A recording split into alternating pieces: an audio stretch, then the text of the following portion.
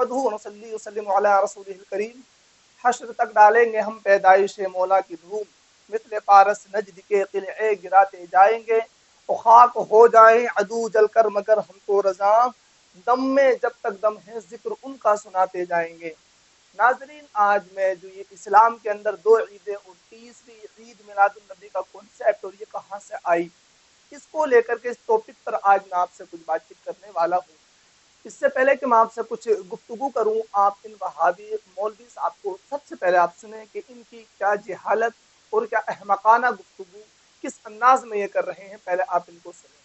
رسول اللہ صلی اللہ علیہ وسلم کی سیرت میں یوم ولادت پہ کیا کرنا ملتا ہے؟ صحیح حدیث ہے کہ نبی صلی اللہ علیہ وسلم پیر کے دن کا روزہ رکھتے تھے۔ صحابہ نے پوچھا کیوں؟ آپ نے فرمایا یہ میرا یوم ولادت۔ اب دیکھو، پیر کو نبی نے روزہ رکھ کے یہ بتا دیا کہ اس میں عید کا تصور نہیں ہے، کیونکہ عید اور روزہ جمع نہیں ہو سکتا، اب اس کو سیلیبریٹ نہیں کیا جا سکتا۔ بہرحال آپ یہ گفتگو آپ نے ان کی سنی اور آپ نے اندازہ لگا لیا ہوگا میں ان کی شان میں کیا اور الفاظ نکالوں۔ بس اتنا ہی کہوں گا کہ عقل ہوتی، کیونکہ عقل نہیں ہے، یہ میں پہلے بھی کہتا رہا ہوں، آج بھی یہی کہہ رہا ہوں، اور یہ سچ ہے، میں ثابت کر سکتا ہوں ان کے پاس، ان کی پوری جرریت کے پاس عقل نہیں ہے۔ تو عقل ہوتی تو خدا سے نہ لڑائی لیتے، یہ گھٹائیں اسے منظور ہے بڑھانا تیرا، اور یا رسول اللہ تو کسی کے گھٹائے سے گھٹا ہے، نہ گھٹے گا جب بڑھائے تجھے اللہ تعالیٰ تیرا، کیونککہ رب کا قرآن فرماتا وَرَفَعْنَا لَكَ ذِكْرَكَ، وَرَفَعْنَا لَكَ ذِكْرَكَ کا حصہ تجھ پر، ایک مقام پر اور فرماتا ہے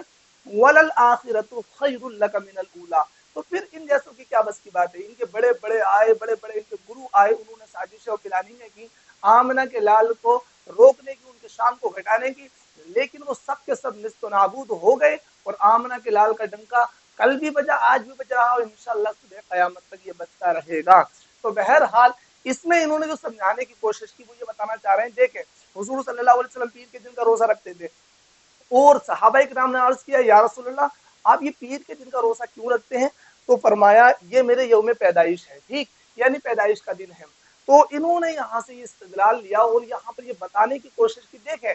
کہ حضور صلی اللہ علیہ وسلم نے تو اس دن یعنی جس دن حضور پیدا ہوئے اس دن روزہ رکھا، اور یہ جو ہے سنی اور بریلوی یہ جو ہے عید میلاد النبی یعنی عید مناتے ہیں۔ پھر انہوں نے یہ کہا کہ عید اور روزہ یہ ایک جگہ جمع نہیں ہو سکتے، یعنی عید ہوگی تو روزہ نہیں ہوگا، روزہ ہوگا تو عید نہیں ہوگی۔ یہاں سے انہوں نے اس بات کو یہ کانسیپٹ دینے کی کوشش کری۔ ٹھیک ہے مولوی صاحب آپ کی بات مانے لے رہے ہیں، تو پھر حضور صلی اللہ علیہ وسلم نے جو یہ فرمایا ان الجمعہ عید للمؤمنین، کہ جمعہ مومنین کے لیے عید ہے، حضور نے فرمایا، اور آپ بھی اس قول کو مانتے ہیں، یہ فرمان مصطفیٰ ہی ہے، حدیث رسول صلی اللہ علیہ وسلم ہی میں نے آپ کو سنایا، اور پھر یہ حضور کا فرمانا۔ تو پھر سوال یہ ہے کہ جو سال کے 12 مہینے ہوتے ہیں اس میں سے ایک مہینہ رمضان کا ہوتا ہے، جو کہ مسلمانوں کے لیے وہ رمضان کے روزے فرض ہوتے ہیں، اس مہینے کے پورے روزے فرض ہوتے ہیں۔ تو اب یہ بتائیں کہ جو اس مہینے میں روزے رکھے جاتے ہیں، جو ماہ رمضان آتا ہے، اور اس رمضان کے مہینے میں جو 4 جمعے آتے ہیں، تو بقول آپ کے کہ وہ جمعے بھی حضور صلی اللہ علیہ وسلم کے قول میں شامل ہے یا نہیں، یا صرف غیر رمضان یعنی رمضان سے ہٹ کر جو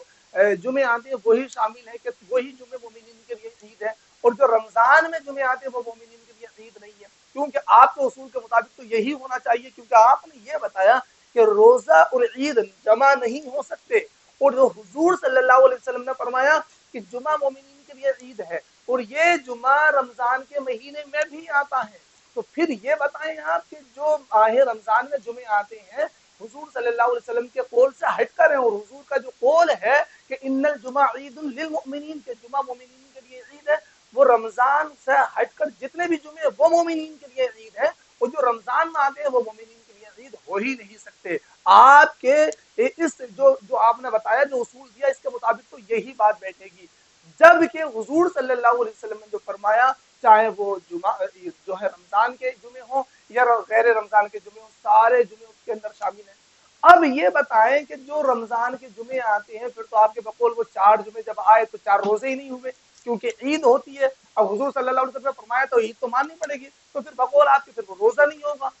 آپ نے بتایا اصول دیا کہ روزہ اور عید جمع نہیں ہو سکتے، تو وہاں تو اس دن روزے بھی رکھتے ہیں مسلمان اور وہ عید بھی ہے مسلمانوں کے لیے، اور آپ کہہ رہے ہیں روزے اور عید جمع نہیں ہو سکتے، تو وہاں تو جمع ہو رہے ہیں اور مہینے میں 4 دفعہ جمع ہوتے ہیں، یعنی 4 جمعے آتے ہیں، تو چاروں جمعوں کو ہو سکتا ہے کہ آپ کے یہاں پر روزہ نہیں رکھا جاتا ہو، لیکن الحمدللہ آئے ہم مسلمان، ہم تو اور ہمارے الحمدللہ ہمارے مسلک و مذہب میں روزہ رکھا جاتا ہے، اور ماہ رمضان کے پورے روزہ رکھنا ہمارے یہاں پر تو فرض ہے۔ ہو سکتا ہے کہ آپ نے چھوٹ دے دی ہو، کیونکہ آپ کا اصول یہ ہے کہ روزہ اور عید جمع نہیں ہو سکتے، تو اسی اصول کو رکھتے ہوئے، پیش نظر رکھتے ہوئے آپ نے کہہ دیا ہو 4 جمعے کے 4 روزوں کی چھٹی دے دی ہو کہ بھائی جب جمعہ اور عید اور روزہ تو جمع ہو نہیں سکتے، تو اب جو یہ حضور نے عید فرما دیا جمعے کو، یہ جمعہ رمضان میں بھی آ جائے تو ان جمعوں کے روزے مت رکھنا، کیونکہ آپ نے یہی کہا ہوگا، آپ کے اصول کے مطابق تو یہی بات ثابت ہوتی ہے۔ تو مولوی صاحب اس کا پھر جواب کیا ہوگا؟ جب کہ یہ چاروں جمعے یہاں پر آتے ہیں اور چاروں جمعوں میں روزے بھی رکھے جاتے ہیں، تو پھر جمعہ یہاں پر روزہ اور عید تو مل رہے ہیں، ایک ساتھ جمع ہو رہے ہیں، آپ نے بتایا کہ جمع ہو ہی نہیں سکتے، پہلی بات۔ اب دوسری بات یہ کہ دیکھیں، سب سے پہلی چیز انہوں نے کہا، دوسری ویڈیو میں بھی انہوں نے کہا ہوا ہے، اور یہ اکثر دیوبندی یہاں پر اعتراض لاتے ہیں کہ دیکھیں حضور صلی اللہ علیہ وسلم جو ہے 12 ربیع الاول کے دن اگر وہ پیدا ہوئے تھے تو پھر ان کا وصال بھی تو ربیع الاول کے دن ہی ہوا تھا، یہ جو خوشی، پیدائش کی خوشی تو مناتے ہیں، پھر اس کا غم کیوں نہیں مناتے، یعنی وصال کا غم کیوں نہیں مناتے؟ اس طرح کی یہ بکواس بھی کرتے ہیں۔ تو ان سے کہا جائے کہ غم کے لیے، یعنی محرم کے مہینے میں جب امام علی مقام کے تعلق سے پھر یہ یہاں پر فتوے دے رہے ہوتے ہیں امام علی مقام کے تعلق سے کہ نہیں 3 دن سے زیادہ کا سوگ کرنا شریعت نے اجازت نہیں دی ہے، حرام قرار دیا ہے، اگر 3 دن سے زیادہ کا سوگ مناؤ گے تو یہ جائز نہیں ہے، یہ حرام ہے۔ بے شک جائز نہیں ہے، حرام ہے، لیکن محرم کے مہینے میں یا ماہ محرم میں یہ بات یہ ڈنکے کی چوٹ پر بول رہے ہوتے ہیں کہ 3 دن سے زیادہ غم نہیں منانا چاہیے، اب امام علی مقام کو کوئی غم نہیں منانا چاہیے، اور 1.5 مہینے کے بعد فوراً اپنا فتوی ہی بدل دیتے ہیں، وہاں کہتے ہیں حضور کا غم منانا چاہیے، خوشی نہیں منانی چاہیے، جبکہ یہ اپنا ہی اصول بتاتے ہیں اور فتویٰ دیتے ہیں کہ 3 دن سے زیادہ کا سوگ منانا جائز نہیں ہے، اور بے شک جائز نہیں ہے، پھر یہ اس فتوے کو چینج کر دیتے ہیں 1.5 مہینے کے بعد میں ربیع الاول میں یہ کہتے ہیں کہ تم خوشی کیوں مناتے ہو، غم بھی منایا کرو کیونکہ حضور کا وصال ہوا تھا۔ ارے تو مولوی صاحب، جب آپ 1.5 مہینہ پہلے کہہ رہے ہوتے ہو نا کہ 3 دن کی اجازت ہے بس سوگ منانے کی، تو حضور صلی اللہ علیہ وسلم کو تو 1400 سال کا عرصہ گزر چکا ہے، تو کیا معاذ اللہ آج ہم وہاں پر غم منائیں تو جائز ہو جائے گا؟ اگر غم منائیں آپ کے بقول تو جائز ہو جائے گا، کیونکہ آپ 1.5 مہینہ پہلے کہہ رہے ہو تو 3 دن سے زیادہ کا سوگ نہیں، اب یہاں پر کہہ رہے ہو تو سوگ بھی مناؤ۔ تو یاد رکھے، دوسری بات یہ، اگر آپ کہتے ہو نا کہ تاریخ وصال بھی ہے تو اس پہ یہاں پر غم بھی منانا چاہیے، تو خوشی جو مناتے ہو تو سب سے پہلے آپ سے سوال ہے کہ حضور پہلے آئے یہ پہلے حضور کا وصال ہوا؟ تو آپ کا جواب ہوگا کہ حضور پہلے پیدا ہوئے، تو پہلے آپ پیدائش کی خوشی منائیں، اس کے بعد میں ہم آپ سے بات کر لیتے ہیں اگر آپ کو غم منانا، لیکن پہلے کم از کم حضور کی پیدائش کی خوشی کا اظہار تو کریں، اس کے بعد پھر بعد میں حضور جب وصال کیا اور آپ اس پر جو غم کو کہتے ہیں اس کے بعد پر اس پہ ڈسکس کر لیں گے، لیکن کم از کم پہلے اس بات پر تو متفق ہوں کہ حضور کی پیدائش کی خوشی منانا چاہیے، کم از کم اس بات کو تو بولیں، لیکن یہ نہیں